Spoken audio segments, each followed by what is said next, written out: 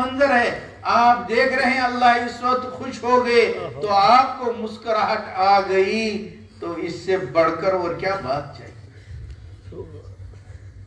منظر دیکھ کر ادھر نقل کر رہے ہیں, بیان کر رہے ہیں اس وقت کہ وہ اللہ ایسا ہے جو مانگنے پر خوش ہوتا ہے, اور وہ دیکھتا ہے بندہ ایسا سمجھ کر مجھ سے مانگ رہا ہے تو اس کی خوشی ایسی ہے جس پر نبی کریم صلی اللہ علیہ وسلم کو مسکراہٹ آ رہی ہے, کیونکہ منظر آپ کے سامنے ہے, ہماری نگاہوں کے سامنے نہیں. ہمارے پاس اتنی قوت نہیں, ہمارے پاس اتنی روحانیت نہیں, ہمارے پاس اتنی طاقت نہیں جو پیغمبروں کے پاس ہوتی ہے, اور آپ کے سامنے آپ اس طرح فرما رہے ہیں. تو موسیٰ علیہ السلام پیغمبر ہیں, وہ جانتے ہیں مجھے اس وقت کیا مانگنا چاہیے, تو ڈھیر ساری دعائیں مانگ لی.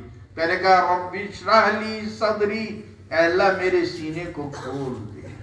اس لیے لوگوں نے کہا ہے, مفسرین نے کہا, داعی کو اپنی دعوت پر شرح صدر ہونا لازمی ہے. اگر تذبذب میں ہے کہ وہ ہے یا یہ ہے, ادھر ٹھیک ہے ادھر ٹھیک ہے, قوت نہیں بنے گی. اپنے آپ کو منشرح ہونا پڑے گا کہ میں جس کام پر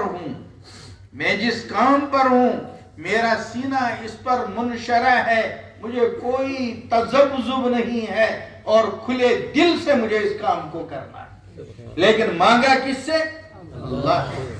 قال رب اشرح لی صدری, کیوں بوجھ محسوس ہوتا ہے.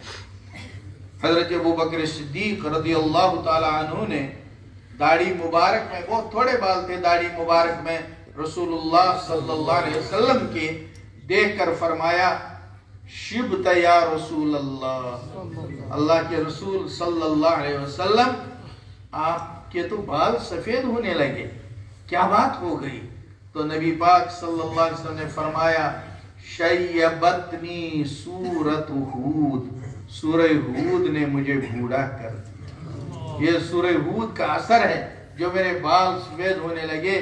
مفسرین نے ٹٹولا پوری صورت میں کیا ایسی بات ہے جو نبی پاک صلی اللہ علیہ وسلم بوجھ محسوس کر رہے ہیں, تو دیکھا اس میں ایک جملہ ہے فَاسْتَقِمْ كَمَا أُمِرْتَ, اے اللہ کے رسول صلی اللہ علیہ وسلم ایسے استقامت کے ساتھ رہو جیسے اللہ آپ کو حکم دیتا ہے. تو اللہ جیسے رہنے کو کہے, بندے میں کہاں طاقت ہے ایسا, اس فکر مندی سے اثر آ گیا کہ بال مبارک سفید ہو گئے. یہ نبی پاک صلی اللہ علیہ وسلم نے جواب دیا. دوسری جگہ جب ایک دفعہ اور سوال آیا اس وقت اور دوسرا جواب بھی دیا.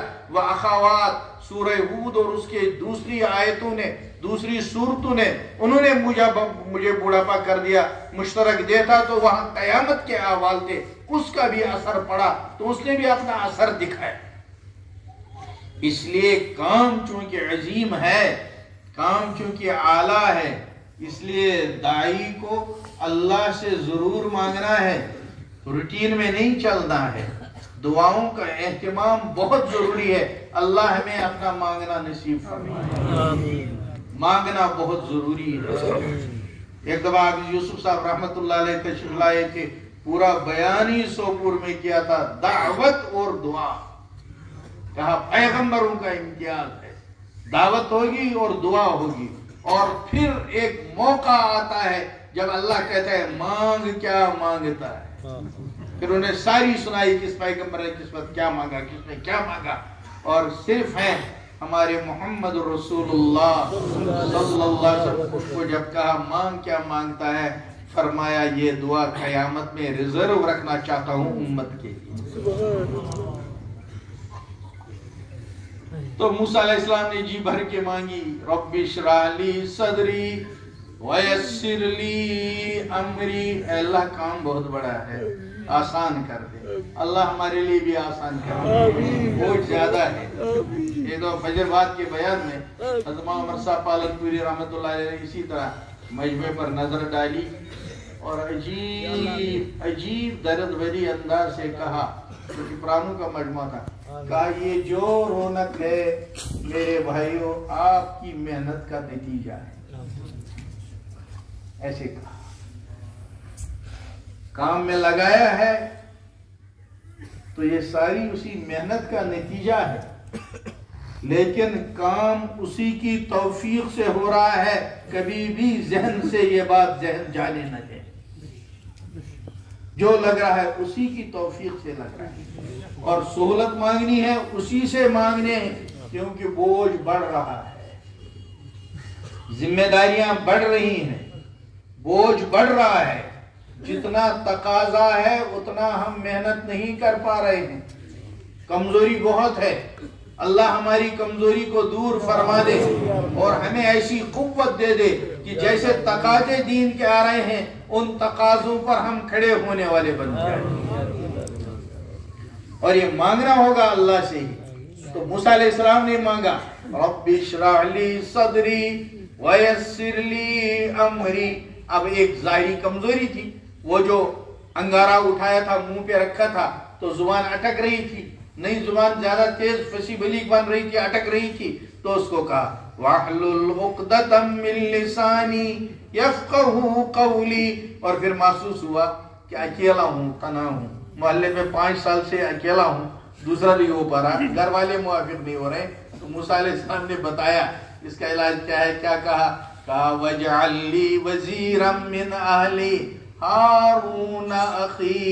اے اللہ مجھے ایک وزیر بھی دے دے، اللہ ساتھی بھی دے دے، محنت کر رہا ہے ساتھی لیکن ابھی دوسرا نہیں مل رہا ہے، تو درخواست تو ڈال دے اللہ کے دربار میں، محلے میں کام نہیں بڑھ رہا ہے، درخواست تو ڈال دے اللہ کے دربار میں، سارا محنت ہی نہیں ہے بلکہ اللہ کے دربار میں ذرا تڑپ کر درخواست تو لگا دے، فیصلہ اس کے ہاتھ میں ہے۔